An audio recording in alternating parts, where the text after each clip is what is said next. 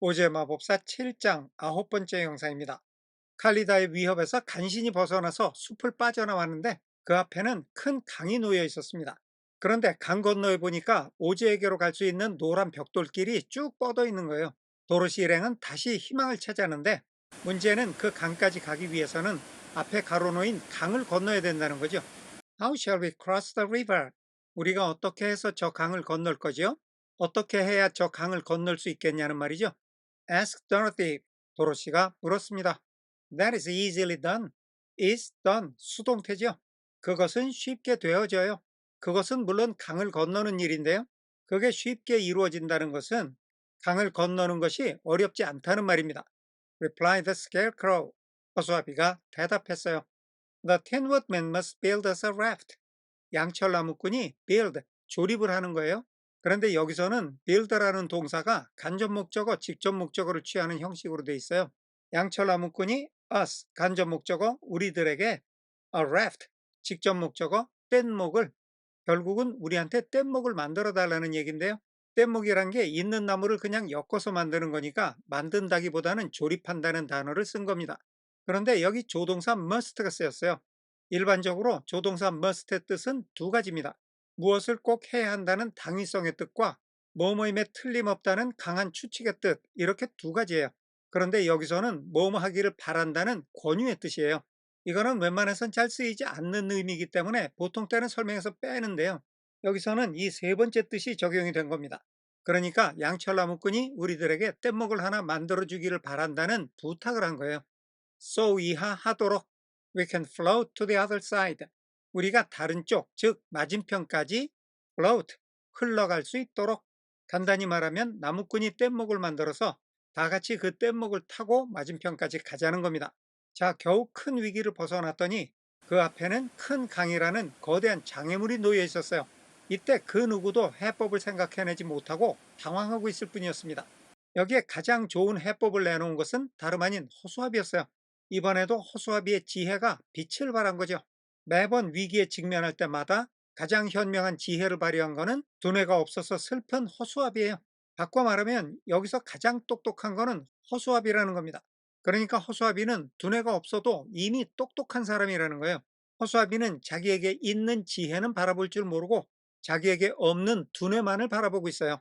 그러면서 오즈를 만나서 두뇌를 받을 생각에만 꽉 차 있어요. 이걸 현대식 용어로 풀이하면 허수아비는 자기가 가진 역량을 파악해서 개발할 생각을 하지 않고 오즈라는 외부의 힘에 의해서만 이걸 해결할 수 있다는 의존적 사고에 사로잡혀 있는 겁니다. 그런데 이건 허수아비에게만 해당하는 얘기가 아니에요. 이미 마음이 따뜻한 양철나무꾼도 오즈를 만나서 심장을 얻기만 바라고 있고 이미 충분히 용감한 사자도 오즈가 자기에게 용기를 주면 자기가 용감해질 거라는 착각을 하고 있어요. 도로시도 이미 자기가 처해 있는 이 아름다운 나라를 보지 못하고 칙칙한 캔자스로 돌아갈 꿈만 꾸면서 그것도 오즈가 보내주기만을 기다리고 있는 겁니다.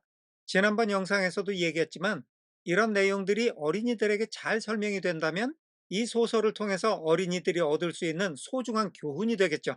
물론 성인들에게도 충분히 적용이 되는 얘기입니다. 정리하겠습니다. 그건 어렵지 않아요. 허수아비가 대답했습니다. 우리가 맞은편까지 타고 갈 수 있도록 양철나무꾼이 우리에게 뗏목을 하나 만들어 주면 돼요. So the woodman took his axe. 그래서 양철나무꾼이 자기의 도끼를 잡았어요. And began to chop down small trees. 주어인 나무꾼이 동사 1번 도끼를 잡고 동사 2번 시작했어요. 작은 나무들을 chop down, 찍어 넘기기 시작했어요. To make a raft. 뗏목을 하나 만든다는 건데 to make, to 부정사의 부사적용법인데요. 여러 가지 뜻 중에서 목적으로 볼 수도 있고 결과로 볼 수도 있어요. 목적으로 보면 뗏목을 만들기 위해서 나무들을 찍어 넘겼다는 얘기가 되고요. 결과로 보면 나무들을 찍어내서 뗏목을 만들어냈다는 얘기가 됩니다. 그런데 이건 어디까지나 말의 뉘앙스의 차이일 뿐이에요. 우리가 머릿속으로 이 광경을 상상을 해보면 목적이든 결과든 머릿속의 그림은 똑같을 거예요. And while he was busy at this.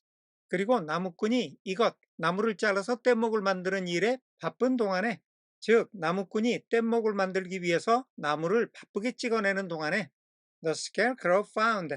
허수아비가 발견했어요. On the river bank.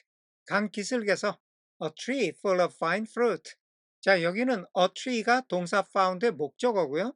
full of fine fruit가 그 목적어의 상태를 설명하는 목적 보어입니다. 허수아비가 나무를 하나 발견했는데 그 나무는 탐스러운 과일이 가득 열려 있는 나무였던 거죠. 정리하겠습니다. 그래서 양철나무꾼은 자기의 도끼를 집어들고 뗏목을 만들기 위해 작은 나무들을 찍어 넘기기 시작했습니다. 그가 바쁘게 나무들을 찍어내는 동안 허수아비는 강깃을개서 탐스러운 과일들이 주렁주렁 열려있는 나무를 한 그루 발견했습니다. This please Dorothy. 이것 허수아비가 과일나무를 발견한 것은 도로시를 기쁘게 했어요. 다음에 관계대명사 who는 도로시를 가리키면서 all day까지 이어지는데요. Who had eaten nothing but nuts. 주어인 도로시가 견과류 외에는 아무것도 먹지 않았다는 거예요. 시제는 had eaten. 현재 완료의 과거형입니다. 현재 완료는 과거의 상황에서 시작된 현재까지의 지속성을 강조하는 건데요. 도로시가 아까부터 지금까지 쭉 아무것도 먹지 않았다는 것을 강조하고 있어요. 그것도 all day, 하루 종일 견과류 외에는 아무것도 먹지 않았다는 겁니다. 종일 견과류만 먹다 보니까 얘가 물렸겠죠.